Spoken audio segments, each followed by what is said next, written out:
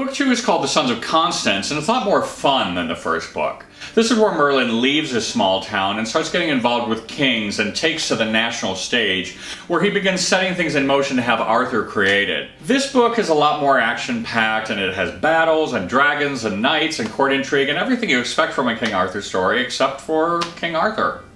What happens is that Merlin, at 7 years old, is brought in to advise King Vortigern, who's a tyrant and killed King Constance in order to take over the throne. Constance's sons, Pendragon and Uther, who are the Sons of Constance of the title, fled the country as boys, but now they're grown up and they're coming back to overthrow Vortigern. One of the highlights of the book is this big knockdown, drag-out battle between these red and white dragons, and the red dragon is actually still the symbol of Wales today.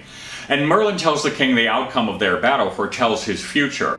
The next king after Vortigern is the older brother Pendragon. His younger brother is Uther, and most people will know that Uther goes on to become the father of King Arthur. So as the book goes on, Pendragon realizes that Merlin's advice and foresight is something he can't do without. But at the same time, he has to wonder who's in charge.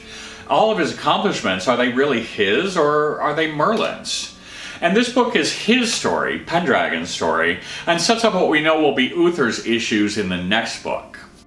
One of the things people notice about my series of novels is that my Merlin is really not that nice a guy. He's definitely not the kindly, doddering old wizard we know from elsewhere, and it's not that he's bad, he's just ruthless. This book also has a macabre episodes kind of straight out of the Twilight Zone, where one of the king's advisors, who's jealous that Merlin swept in and pushed him out of the way, tries to discredit Merlin with the king, and this is a bad idea. Basically, he asks Merlin to predict his death, and Merlin tells him one thing, and then he disguises himself as another person and again asks Merlin how he'll die. And this is my favorite Merlin moment in the whole book, where Merlin comes to the king and says, "Do you think for 1 second I don't know how this guy will die?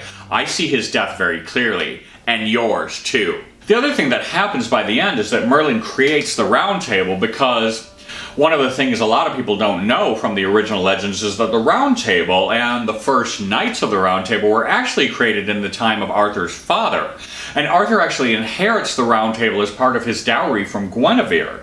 So we'll see that as the series goes on. And also, some of the knights that we're meeting now will stay with us and go on to train Arthur and be with him for some of the major battles in the first part of his reign. So this one's definitely more of a middle novel with a more meandering structure, but then when you read book 3, The Void Place, which takes us right up to the birth of Arthur, a lot of this is going to contribute to the sense of this huge cosmic push leading up to the birth of Arthur.